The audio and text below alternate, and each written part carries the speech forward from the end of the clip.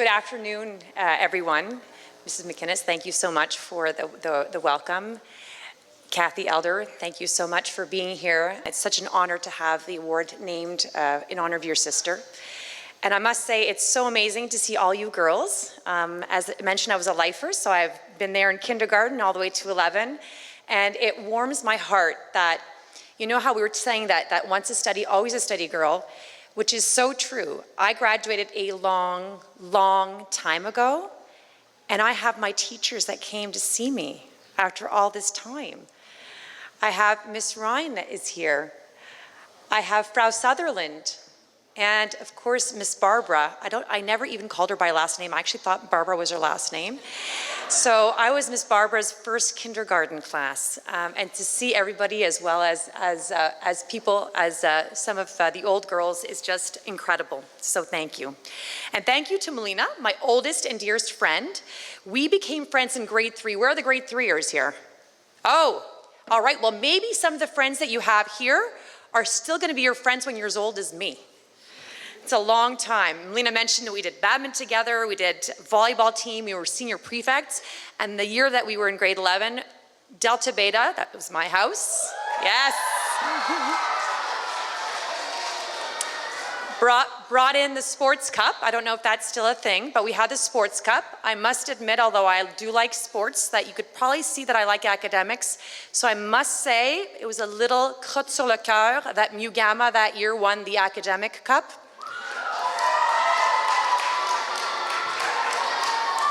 Well, I see that house pride is still out in full force. All right. Wonderful. I don't think I heard Beta Lambda yet yell out. I heard Kappa Rho. Okay. So as was mentioned, last time I was up here was 2 years ago for the Speakers Series. The time before that I was up here on this stage was a poetry recital competition in grade 10. Do you guys still do that? Yes, okay. So my chosen poem was Jabberwocky from Alice in Wonderland. Is that something you guys see sometimes? Yeah, okay. Well, if you haven't seen it, you'll see it later. It makes very little sense, in fact. So I was already nervous because I don't like public speaking. And what happened was every year, it starts in grade 4, grade 5, so the grade 4 came up and she gave a perfect rendition of Jabberwocky. And so I had to sit in anticipatory panic to hear grade 5, 6, 7, 8, 9, 10 before having to go up and say the exact same poem that was said so well by a grade 4 student. I'll tell you that since then, I have done multiple press conferences, multiple interviews on radio and TV, and nothing has filled me with so much dread as waiting to go on that last time that I was here. So as mentioned, I'm very, very honored to be the recipient of this year's Judy Elder Award. It's a true honor, not only when you read about Judy's a very wonderful and amazing career, but also to be included in the list of women who have received this before myself. Now, I know, especially I think for kindergarten, that what stands between you and this gorgeous weather is my talk, so I will promise not to be too long. And it's also a bit of pressure to keep you guys listening because you've always been very, very patient. So I wanted to discuss two things this afternoon in a couple of minutes, and that's the study and the role it's played in my life, and a few life lessons I've learned along the way. So what role did the study have? And actually, honestly, I probably don't have to give this speech because that wonderful song that I didn't know that you have pretty much says it all. So in terms of not only what the study does, but what the study is forming. So probably I could just sit down and have you reread your own song, but I won't.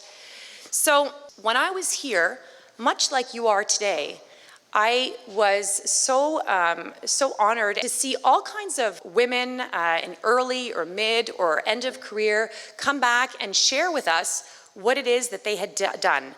I saw authors, researchers, concert pianists, and what I saw was it's all possible. It's all within reach. It's all within maybe my reach. Has anybody here, hands up, thought of maybe going eventually to an Ivy League school? That's Harvard or Princeton or maybe Oxford in the, yeah? Oh, lots of hands going up.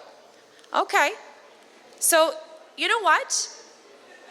So first of all, your parents are going to be very scared because it's very expensive.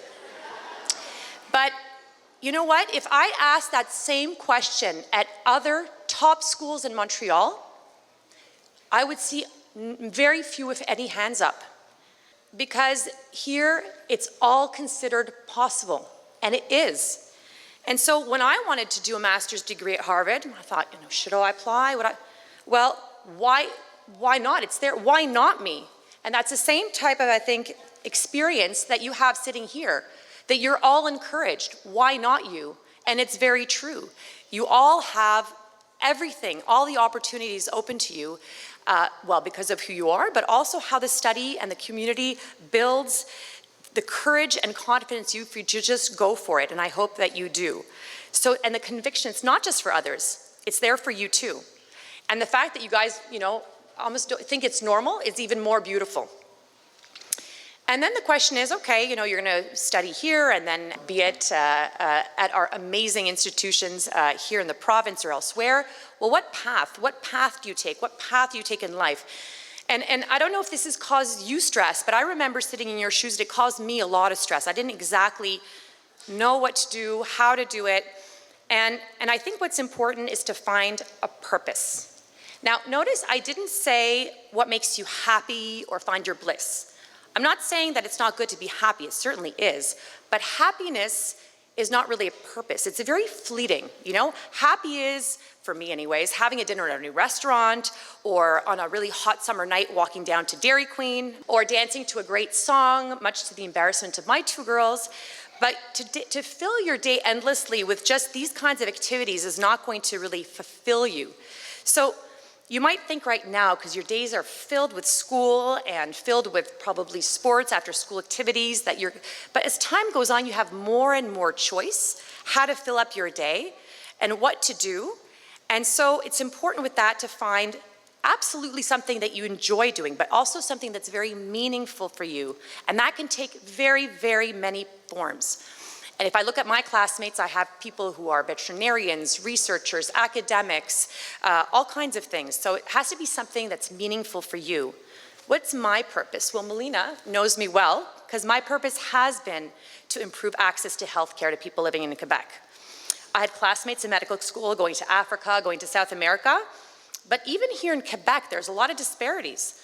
There's many in terms of life expectancy difference, a few kilometers apart in, for example, Saint-Henri and Westmount. And that's because of what we call socioeconomic disparities.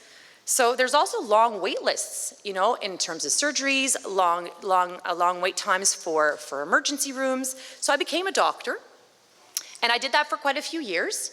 And we all kind of, and that's something that we all know what a doctor is. We all have seen a doctor. And to get there, I spent countless hours studying, sleepless nights on calls. That's not easy, especially when you're tired. But it really hasn't bothered me for the vast majority of the time, because you know that you heal people, you treat people, you make a difference in their lives. And that sense of purpose was so important for me, that you can get up and look forward to your day, even if you might not have the energy that, you know, some days we're not as on top of it as we want to. So I really hope that when you think about where you're going, that you find a kind of purpose. And it really doesn't matter what it is that you do, as long as it is that has some meaning for you. And so that brings me to the study's bold and true slogan: the world needs great women. I love that slogan. So the last 4 leadership positions I've held, I've always been the first to hold them. So the CEO, the deputy minister, etc. And by the way, you probably have no idea what those positions are. I had no idea what those were until actually I probably held them. And so isn't it strange, though, that in 2024, there are so many roles that have still not been held by women? We saw Founders Day. We saw that the vote has been for decades already. And yet, even today, there are a lot of leadership and decisional roles that haven't been held by women, and it's so important that you guys consider about going for them. You know, even today, only 10% of the Fortune 500 companies in the US, so they're the large companies, are held by women. And until last year, there were more of those positions held by men named John than women. Okay? So massively underrepresented. Politics is another area. Places where decisions are made and often shape society, we really need women there. And the good news is, it's not only women who think so, but a lot of men too. So whether it's down a known path or a new one, I encourage you to think what drives you. Because as I mentioned, other than being a doctor, everything else that's kind of woven down my path are things that I didn't really know would come about. Couple lessons I learned. One, I think, what's important to know is to know your values. What's really important to you? And that's really different for everybody. For me personally, integrity, transparency, and courage are important. I'm not saying that those are the best values at all. I'm just saying that those are my guiding principles. And it's important because you'll have many times in your lives where those values will be questioned, or where you might be faced with a decision and you might see, well, which way do I go? And sometimes following your values can be hard. So it's really quite important to know what they are. I'm sure this next one is something that maybe your parents have told you. Choose yourself who you surround yourself with.